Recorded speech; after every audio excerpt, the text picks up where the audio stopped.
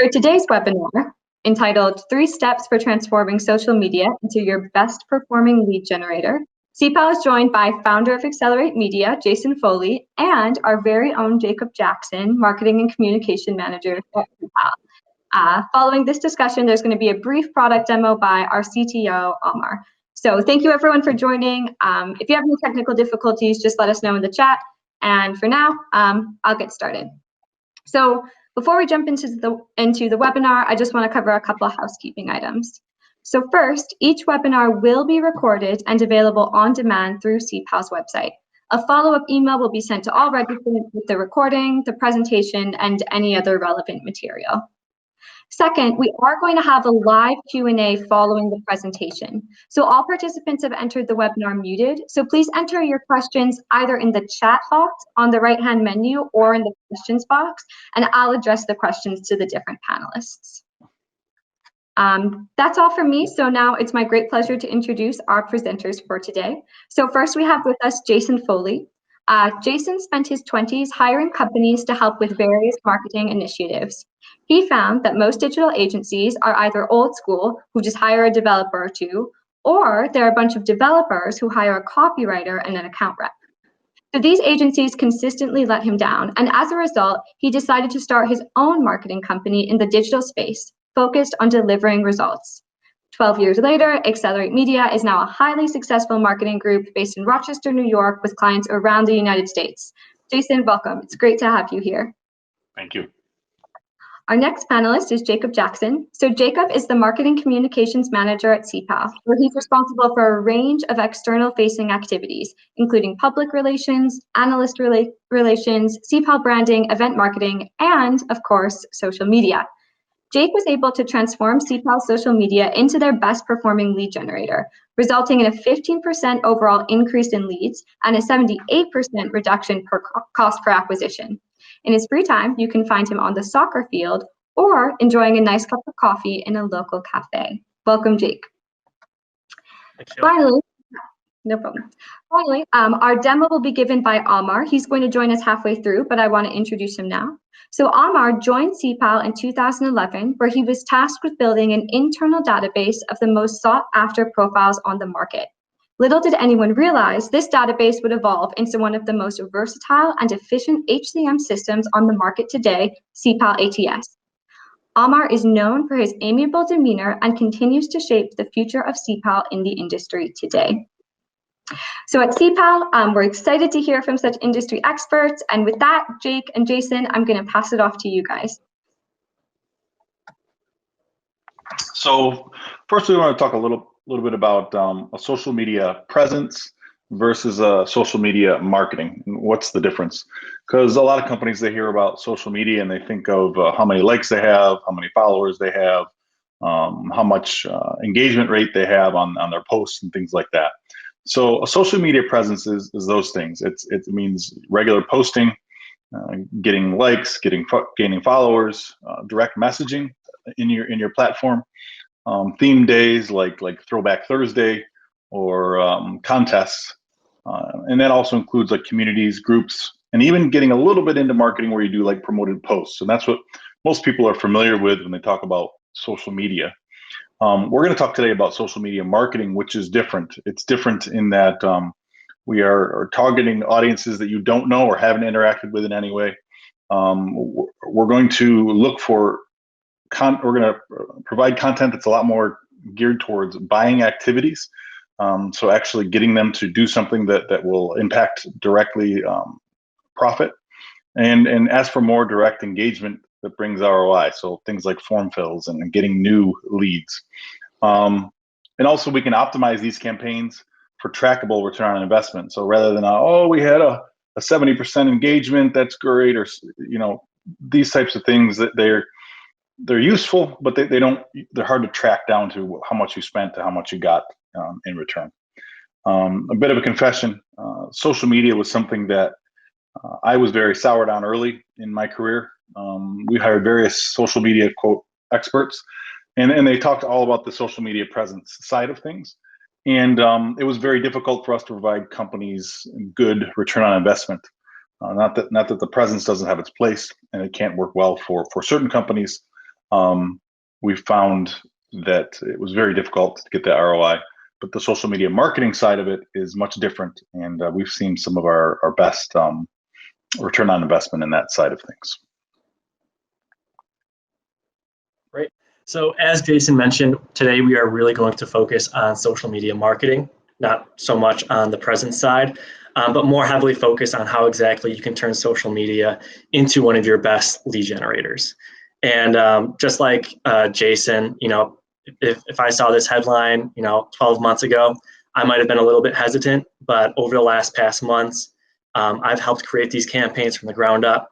I've seen what they can do. I've seen the leads that they can generate, and I've seen these leads convert into actual deals.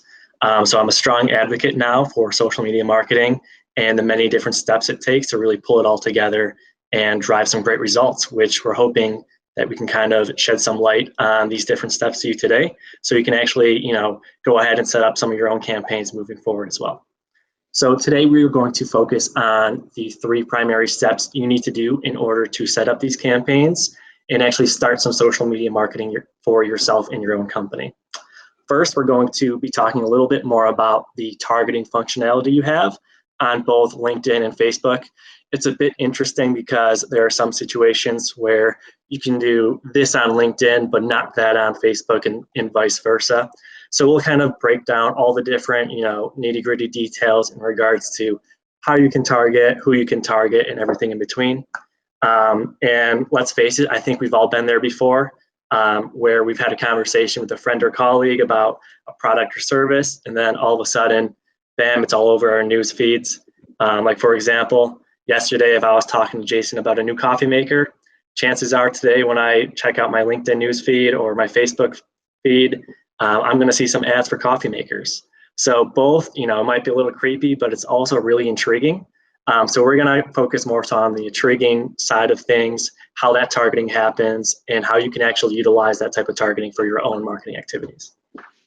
Second, just like the type of targeting you can do, there are also lots of different options you have when it comes to the actual creatives and ad setup. So whether it's LinkedIn or Facebook, utilizing photos, videos, direct form fills, there are so many different ways you can kind of pull it together with your messaging and ensure that you're telling who you want to target in step 1 with what you want to target them with for step 2. And then step 3, Jason's going to kind of conclude the presentation by talking a little bit more about how you can optimize these campaigns. Like I mentioned, there's endless possibilities when it comes to targeting and the actual ads you can create. You can mix and match between all of them. And one of the biggest, most important aspects of LinkedIn and Facebook campaigns is making sure you are seeing what works and what doesn't. So Jason will kind of walk you through how you can kind of see some success factors and really make the deciding factor on, hey, let's invest more in this campaign and let's pause on this other one because it's not as effective.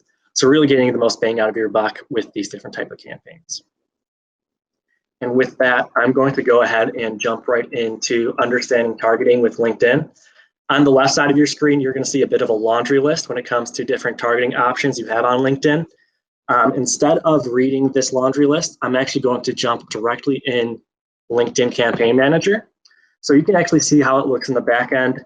So you can get some more insights about how it looks if you actually set up a campaign yourself. So after this webinar, you can actually jump right into LinkedIn. It's going to look just like this. You can do some of the things we're showing you today and actually start testing with your own campaigns and move forward that way. So I'm going to run pretty quickly through some of these different features that you have when it comes to targeting. And then Jason's going to do a quick little overview about the do's and don'ts, about what we see is most successful and things that we've tested that haven't been so successful.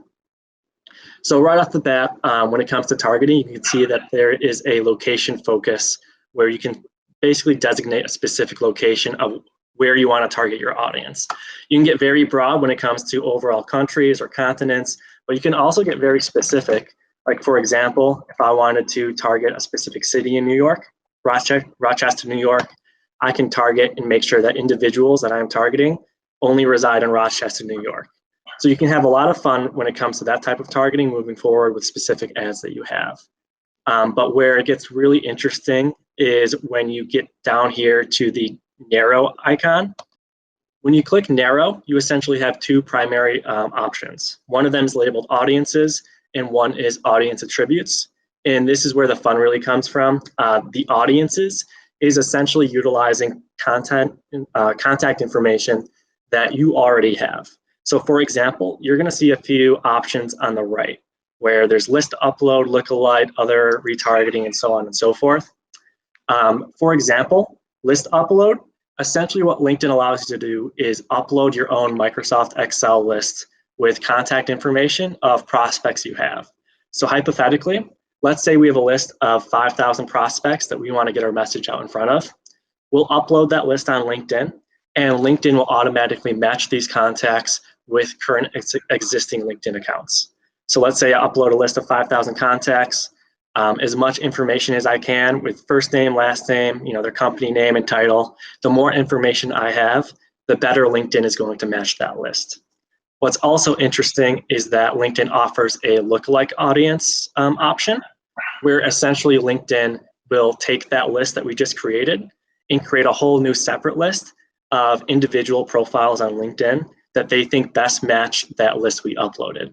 And we've actually seen a lot of success on that as well, but Jason will kind of get more in the details as well after this section of the presentation.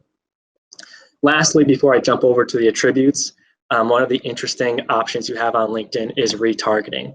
So when you select retargeting, you're gonna see a few different options here.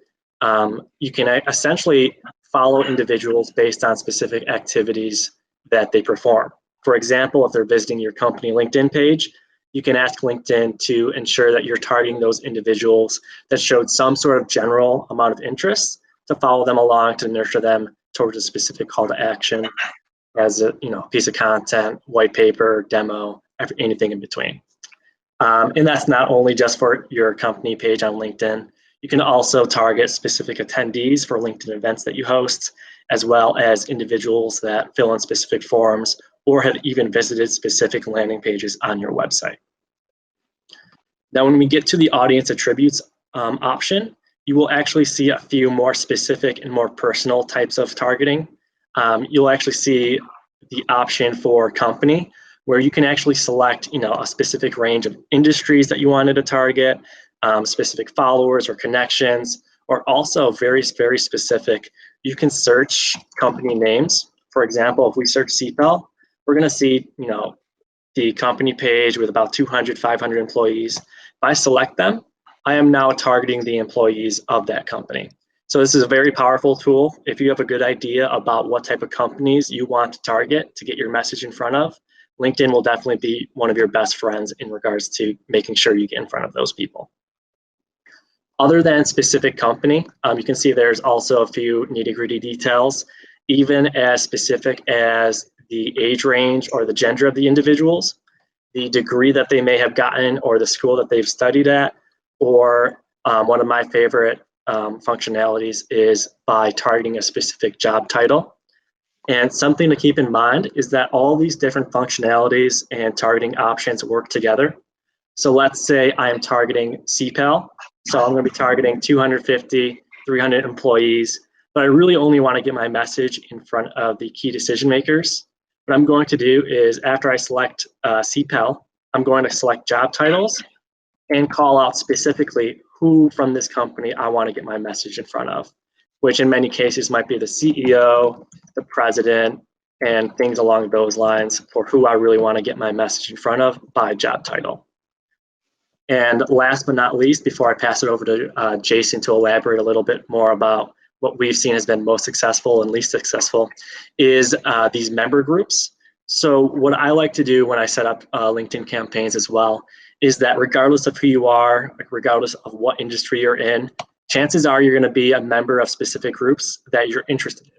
So let's say hypothetically, I'm setting up a campaign to target recruiters, but I know that they are specifically, IT and engineering staffing recruiters.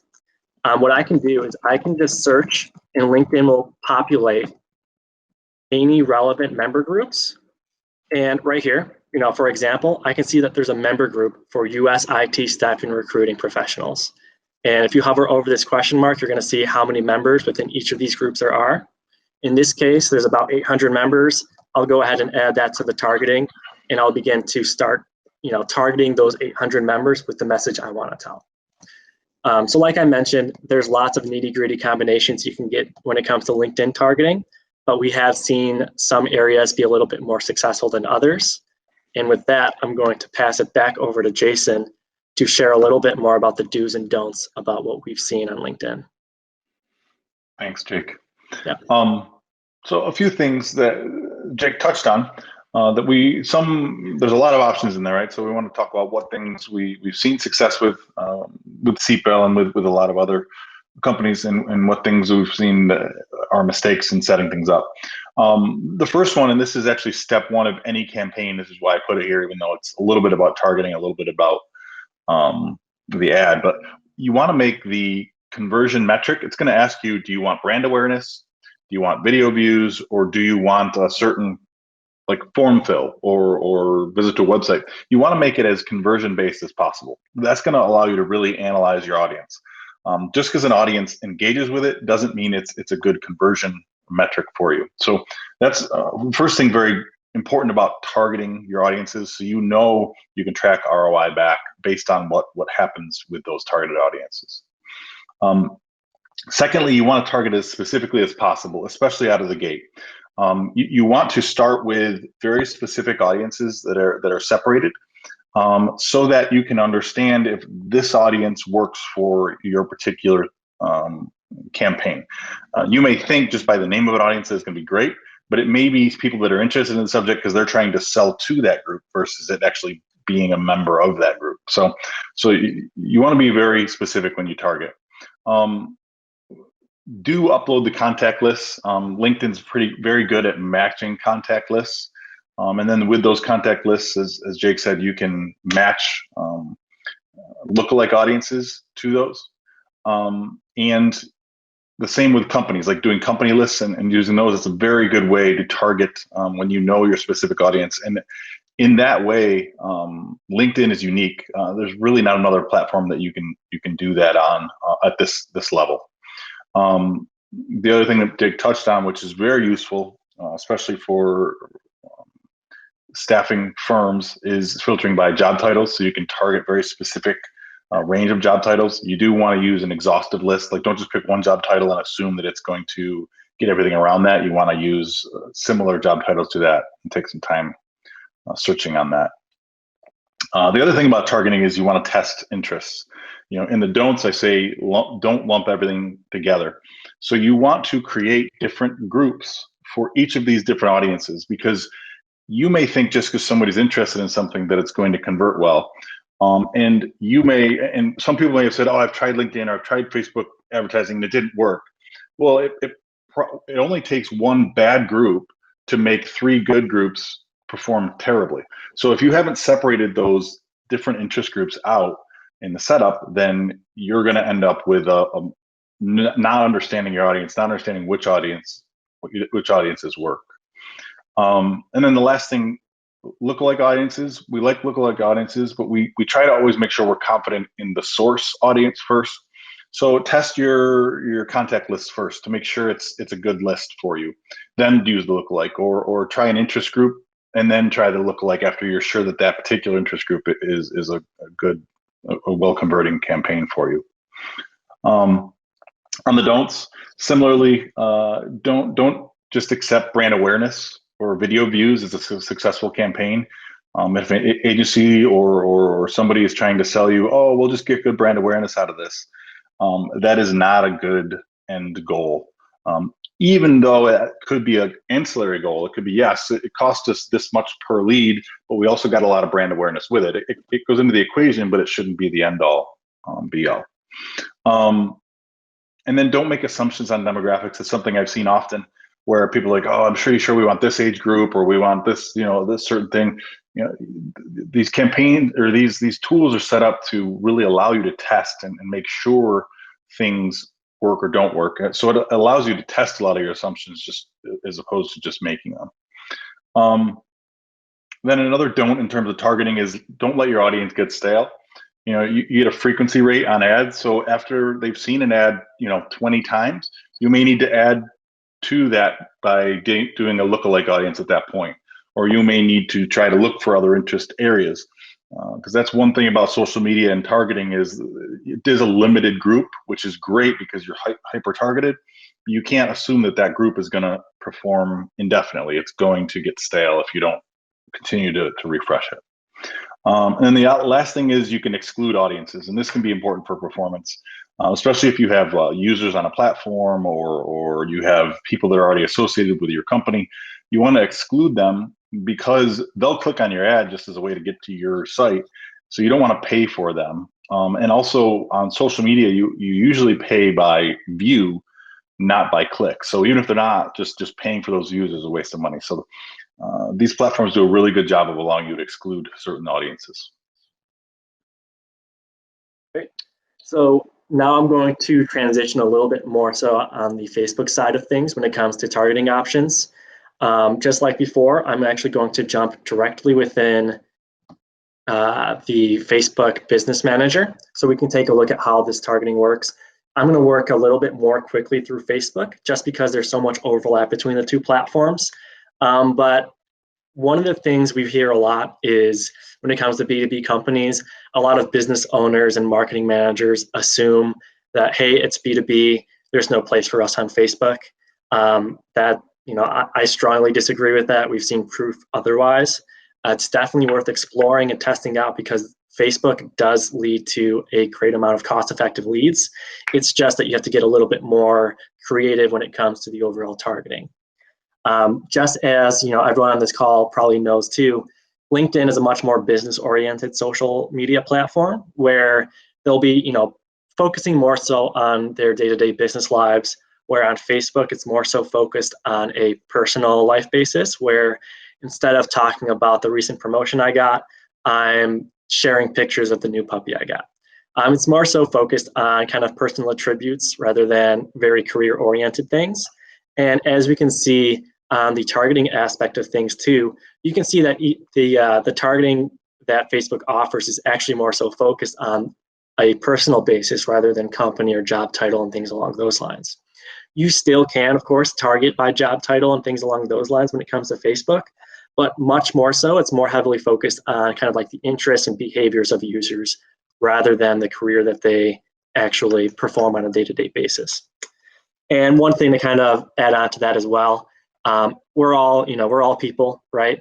Regardless of if I'm the CEO of a huge company or just an everyday user walking down the street, people use Facebook and they're going to be on Facebook.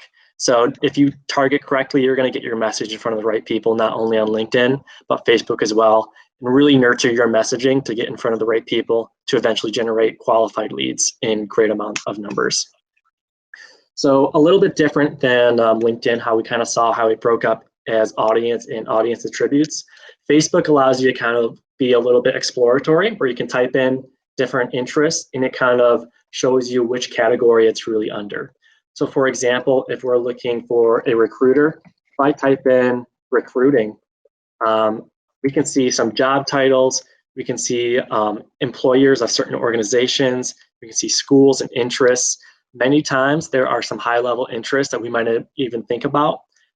Believe it or not, recruiters sometimes, they will proudly say on Facebook that one of their interests and hobbies is recruiting. And we'll see that within the interest as well. There's also third-party publication sites such as recruiting blogs. People like seeing news on their Facebook and LinkedIn profiles. So many times they will follow relevant pages or blogs or things along those lines, which you can directly target the followers of within these campaigns to get in front of the right people. And as you can see as well, there are a few different age ranges, gender, some demographic specific areas. And one of the areas I wanted to kind of call out again before I pass it over to Jason for kind of like a Facebook debrief of do's and don'ts is really focusing on that excluding factor that Jason just touched on. Within both LinkedIn and Facebook, you can exclude audiences. And you might be wondering, why would I want to exclude specific people? Well, when it comes down to things like Jason mentioned, many times on these campaigns, you're either paying for people to click on things or even just view things. So you want to make sure that your campaigns are optimized as much as possible and getting in front of the right people. So in doing so, what you can do which is a very common factor, and to help optimize these campaigns, is that you can exclude by company. And especially on LinkedIn, it's very helpful and easy. You can exclude not only by adding your own personal company, because you don't want to pay for your own employees to see these ads that you're hoping to get in front of prospects, but you can also include your primary competitors to ensure that your competitors aren't going to see your ads, your content, your messaging on their LinkedIn news feeds as well. So that's just another way where you can kind of optimize your targeting to make sure you're getting and spending your money in the most optimal way. But with that, I'm going to pass it back over to Jason to talk a little bit more about the do's and don'ts when it comes to Facebook. Thanks, Cenk. So similarly here, we want it to be conversion based, right? So we want to set our objectives conversion based. We also don't want to lump our audiences together, right? The same way, we want to make sure we're testing our audience segment by audience segment. Now, because we can't do as much with Facebook in terms of uploading lists, you can upload a list, but it often won't match it because Facebook usually has a personal email associated, whereas LinkedIn is able to match a business email at a much higher rate. So Facebook's a little harder to upload lists for. So for that reason, spending a lot of time searching for interests. And the other thing you can look for is competitor pages if they're following competitors, or maybe a certain, if you know of big pages that have large followings on Facebook, it has to have a pretty large following to be there, but you can target based on those followers of those pages for Facebook. So those are some of the, and it takes some time, but if you spend some time investing in searching those interest groups, searching the different Facebook pages that exist in that segment out there, you can do some good targeting there. The other thing I didn't put on the slide, which I thought of as Jake was talking, is retargeting. If you have, let's say you have a job posting out there, you could put cookies on those pages and then retarget those job postings. Or other visitors to your website, you can retarget very cost effectively in Facebook. It's much cheaper than it is to retarget on Google on Facebook. And then beyond that, you have lookalikes. So you can take existing customers, existing candidates, and then match them with lookalike audiences. So if you have a couple thousand in there, it can identify people who look like them. You can use website visitors for lookalike audiences, the retargeting groups you could use for retargeting. So those are some of the ways that you can use things to do in Facebook. The things you don't want to do, lumping the audience together, as we talked about. Facebook has like a little like monitor of how big your audience might be. Don't let that overly worry you. Try to run the campaign. Sometimes it'll say, oh, there's only 500 people that you'll reach, and then I'll look 2 days later and the reach will be 10,000. So those estimates are often not accurate. So keep your audiences small to start and let see what happens, and then if you need to expand them, you can expand them. Facebook, especially with a lot of the heat they've taken lately and some of the legislation, there are a lot of like starts and stops. They got a lot of checks and balances. So don't get easily frustrated by that. You just got to kind of work at it and figure out what's the issue that they came up with today, and go in and figure out how to get the campaign to restart. Also, Facebook has an option to automatically expand your audience. You don't want to do that to start. You want to make sure the audience you've selected works. Then, if you're sure it works, you can try letting them expand it to see how that affects performance. But these companies are in business to make money for themselves, so giving them free reign usually doesn't end up the best for you. That's great. So we've got step 1 down. We now have a brief overview about how exactly we can set up these targeted campaigns on LinkedIn and Facebook. Now we can get to more so kind of like the fun visual side about, we now know who we're going to be targeting with these campaigns. Now let's focus on what we're actually going to show these people. So both LinkedIn and Facebook both have different options about how you can set up these campaigns. Really quick, I'm going to run through some of these options and then show some real world examples of campaigns that we've actually set up ourselves. So on LinkedIn, you can see a few different options of just single images, carousel images, videos, And then you have two options when it comes to kind of direct messaging. One of them being messages, where you can actually send in a LinkedIn email with a few sentences and a call to action to whoever your target audience is. So many of us on the call probably have seen this happen to us before, where you'll see a little notification pop up in your chat in the lower right corner, and it says LinkedIn InMail, and it's essentially a message targeted towards you with some sort of product or service. There's also a conversation ad option where you can have a conversation set up between that message you're sent out and these users, essentially saying, hey, I've got this product or service, or you're trying to send out some sort of piece of content.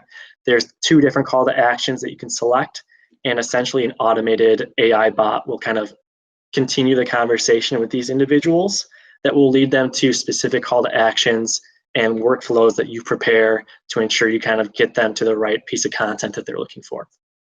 And similar to LinkedIn, Facebook also offers a wide range of different types of ad formats, such as imagery, video content, carousel, which I'll show you in a second, as well as collection, which is essentially a group of different items that you can kind of really optimize on a mobile experience type of format. So real quick, here's actually some real world examples of some campaigns and some ads that we've set up in the past. The LinkedIn example on the left, you can see that this is actually a campaign we generated on the CPAL side, where we were using a piece of high-level piece of content, which we've seen has been extremely successful. And for this specific piece, it was a white paper on AI in the recruiting industry. And what's cool about LinkedIn and Facebook is that you can actually directly correlate form fills within each of these platforms. Instead of having an image or a URL where someone might click on it and then be redirected to a new tab on a different website, you can keep it all within these platforms, which we have seen to be extremely successful. And one of the best parts is that nobody likes filling in forms, but when it's directly within these platforms, a lot of this content is already pre-populated based on your LinkedIn or Facebook accounts. So there's less to fill in, it's more streamlined, and it's a better user experience for the individual. On the Facebook side, what's interesting is that a lot of you on this call are actually registered and attending this webinar because of a social marketing campaign we set up on Facebook. Many of you may have seen this ad pop up, which may be the reason why you registered and are listening to Jason and I talk today, which is pretty interesting. There's some size differences when it comes to Facebook and LinkedIn, but there's also kind of a range of different types of media that you can kind of really take advantage of and A/B and test a little bit, which Jason will talk to soon when we talk about optimizing campaigns. But last but not least, here's an example of what a carousel ad is. You saw it on the list that I just shared, the last slide. But essentially the carousel slide is, it allows you to set up an ad with multiple images. You've probably seen these on both your LinkedIn and Facebook feeds before, where the images actually work together in some way, shape, or form. And each image has a direct call to action to drive more traffic to those sites. And with that, I'm going to pass it back over to Jason to talk a little bit more about the do's and don'ts. Thanks, Jake. Yep. So the thing about ad content is, and this comes to all ads, you want to make sure that they benefit them. On the don't side, don't be all about yourself, right? So we want to always think about the ads that we're creating, think about the user. What is the use case for them that they will want to engage with your ad? So that takes some brainstorming. Jake mentioned a couple. For us, one of the things that's worked well is what does recruiting look like post COVID-19, right? So that's a question a lot of people are asking. So we put together a piece of content based on that answers those questions, and we put that out there because it benefits the users. And then as you engage with your target audience, they tend to trust you more, and then you can do better things with them. So that's the first and the most common mistake that people do with ads is they don't make it about the user, they make it about themselves. Secondly, don't be clever, be clear. People like to get things, they don't like to receive things. Get converts better than receive on almost every ad we've ever done, even though it sounds less refined. It's just people like plain language. As Jake said, using the in-app form fills over a landing page, somebody gets to a landing page, they trust Facebook, at least to a degree, and LinkedIn. They're on that platform. So a form fill there is not, you go to a new web page, it's a whole, now you got to develop a level of trust with this company. Do you want to give this company your email?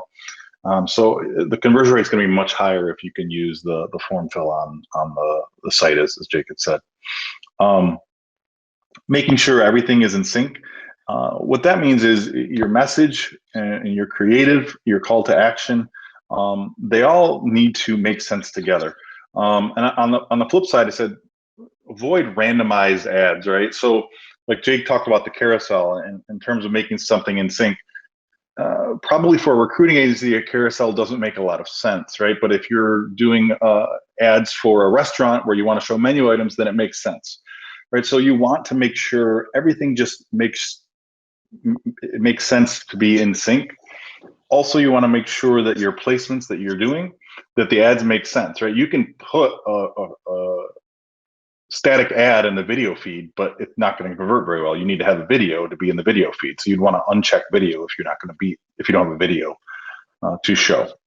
And then the other thing about ads, just like with your audiences, you want to separate them and test different content formats and different language on the ads.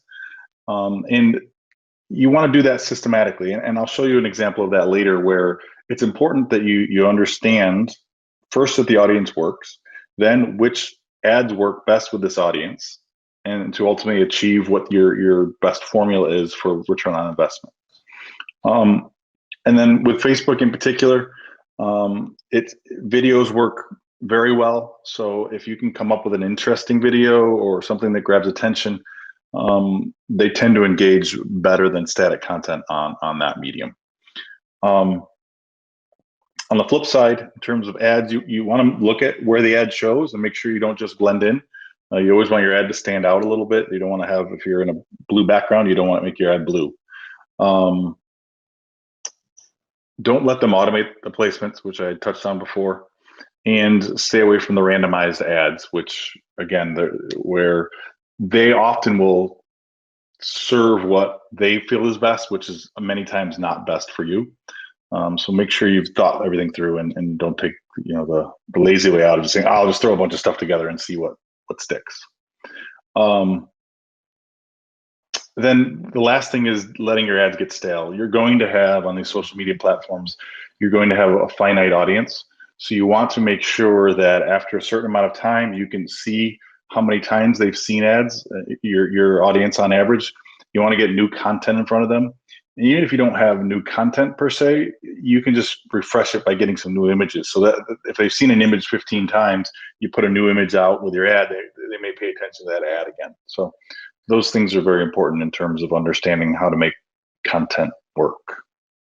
Thanks, Jake. Now, the importance, this next slide is about now optimizing your campaign.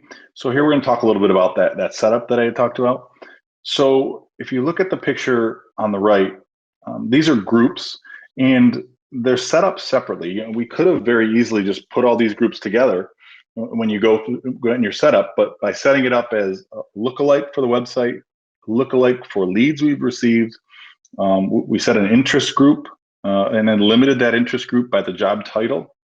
And then we have another ad set that's website retargeting. So that's retargeting people that have already been on the website. So each of those audiences have a good chance of working, but we don't know which one's going to work best, especially when it comes to those lookalike audiences. So by separating those out, at least out of the gate, we can then understand, oh, this one converts at this dollar per conversion, and this one converts at this dollar. Perhaps later, to simplify, you could combine a couple of audiences, but out of the gate, you want to make sure you're separating them out. And then below that, you see the ads. So again, and you probably don't want to do this out of the gate. You want to first understand which audience works with one ad, because it's going to get too complicated if you try to do them at the same time. But probably within a week or so, you're going to understand which audience is best. Then within that best audience, or maybe the best two audiences, you can then test 3 or 4 different ads. And you can see when you're getting specific registration, you get a very specific cost per registration, right? So you'll see the different ads. You're ranging here from 40 to 10. So you combine those two factors, you're talking about a 4x cost here and then a 4x cost on the audience targeting level. You could be talking about something where you're like, oh, this platform is completely ineffective versus this is the most effective, cost-efficient platform I can use for finding new leads. Right? So it's really a lot about how you set them up and understanding what works and what doesn't work with your audience. So at the end of your first $1,000, and I would say maybe it's 300, 400, 500 to figure out which audiences are best, and another 500 or so to figure out which ads are best. But you should know at the end of that what your best audiences are. You should know what your best ad content types are. You should know what your best placements are, so you'll be able to look at that in a separate place in the back end. You can look at the placements, and so with Facebook, you have Instagram, you have news feeds, you have sidebar, different placements, so you can actually look at what performed best there. And with those, you can say, all right, here is what I think I can get as my cost per acquisition of whatever it is, whether it be a company you're looking for or a lead you're looking for. So at the end of $1,000, if you set it up right, you should be able to have solid numbers for all of those things. And then the other thing that's important about setting it up is picking the right objectives and goals and metrics. So you want to make sure that you've got everything tracking properly. And so to do that, we suggest using Google Tag Manager. You may not manage your website yourself, but your web manager can just put Google Tag Manager on your site, and it's very easy to make sure that the tracking you want is in place. Also an integrated CRM is highly helpful. So hopefully if your company has those, you can integrate them directly into Facebook, get these forms to fill directly into your CRM for automated follow-up and those types of things. Last slide, I think. Budget and timing. This is, again, going back into starting setup. Don't jump into the campaign budget optimization. And this goes to the next thing. You want the budget according to your audience size.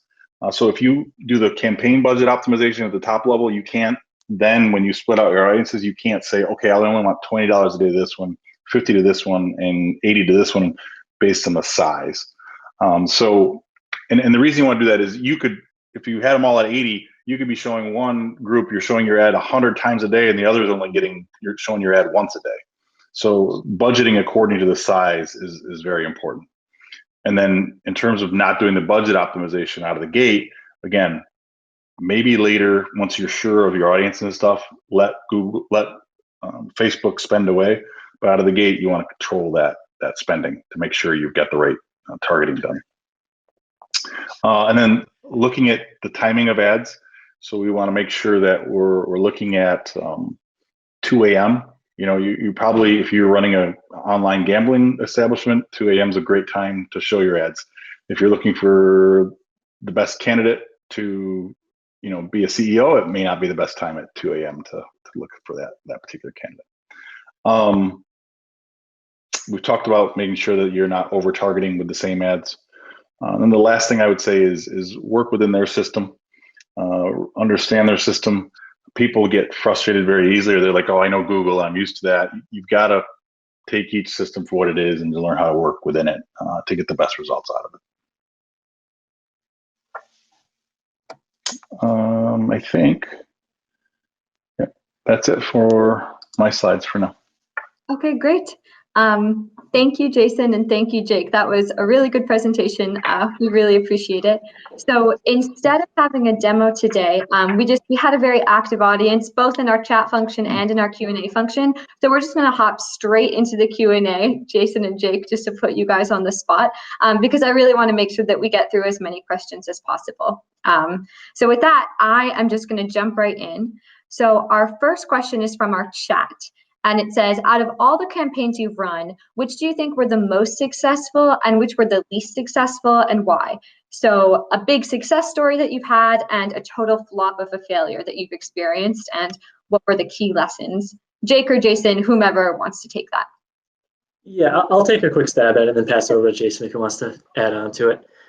So in regards to what we found is most successful, I found that top of funnel content seems to be very successful when it comes to these campaigns.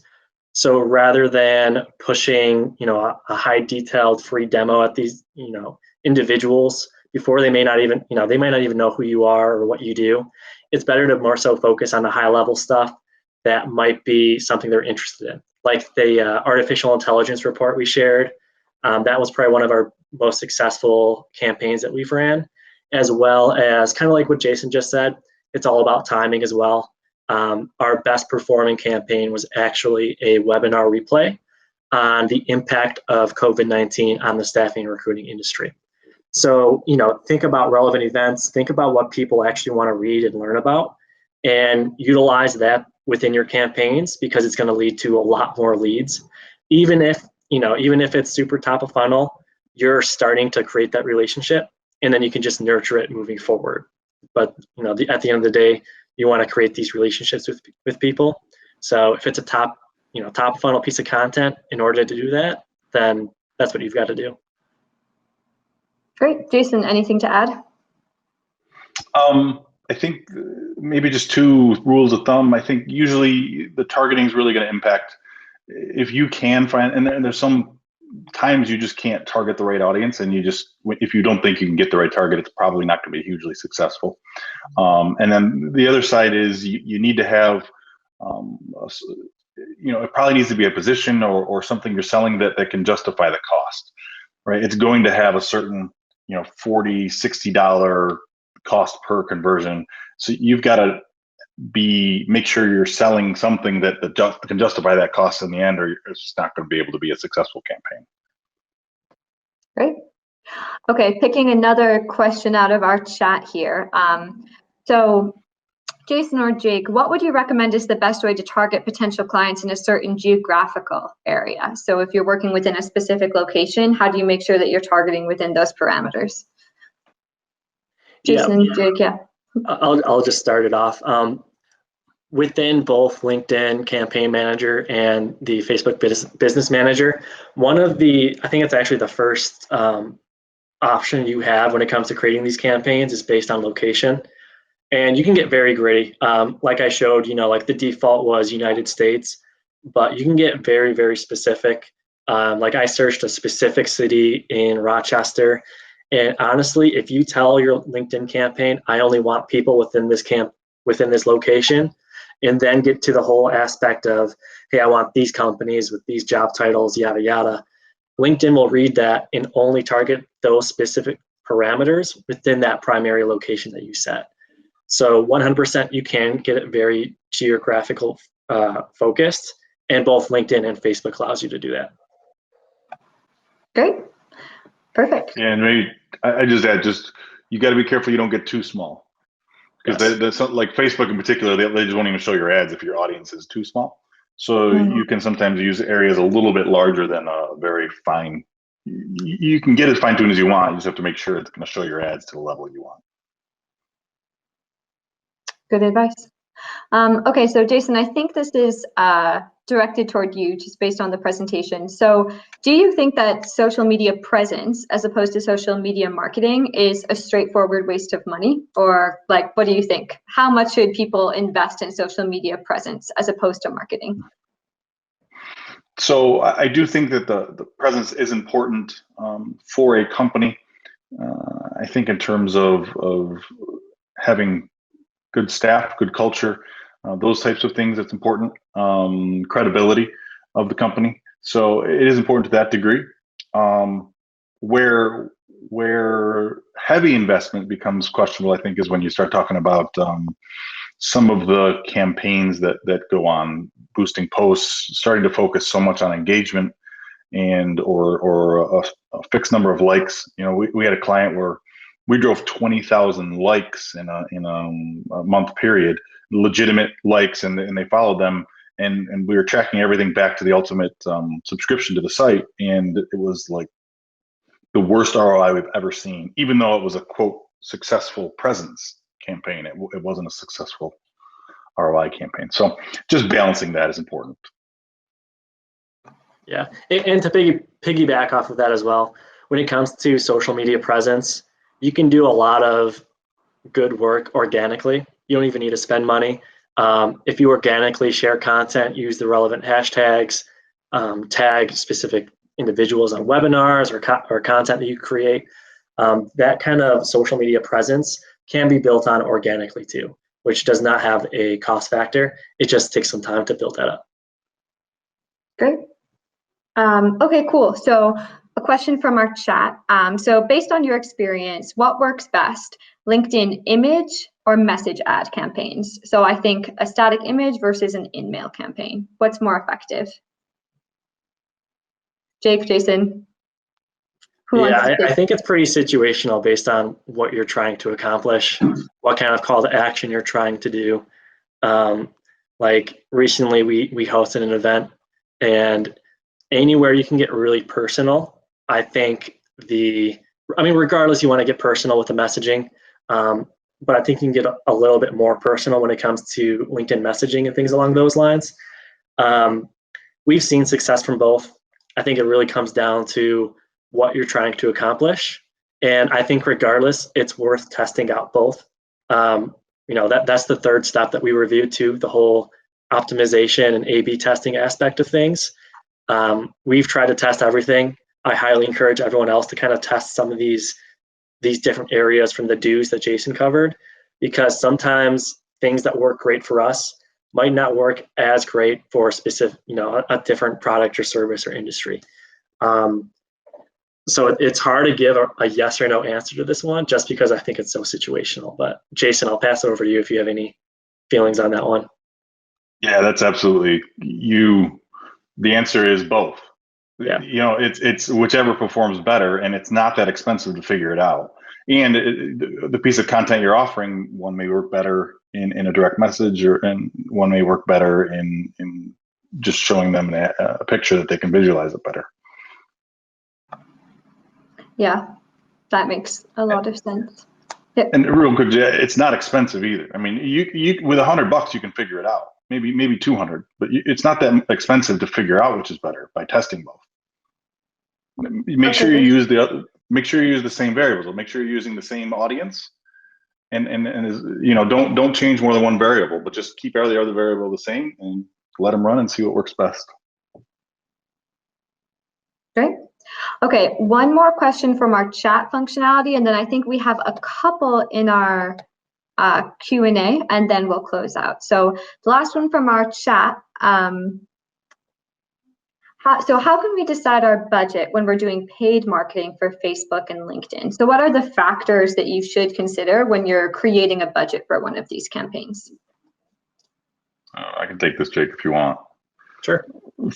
For me, it's always a math equation, right? Because what is a lead worth to you, and that you need to determine that, and that's going to be determined by other areas that you have. If you're running Google ads, even if you're paying a call center to make outgoing calls, like what is the cost per lead that you get or per pool of leads that you get, and so then it becomes a math equation and going backwards, right? So what is my cost per lead on Facebook?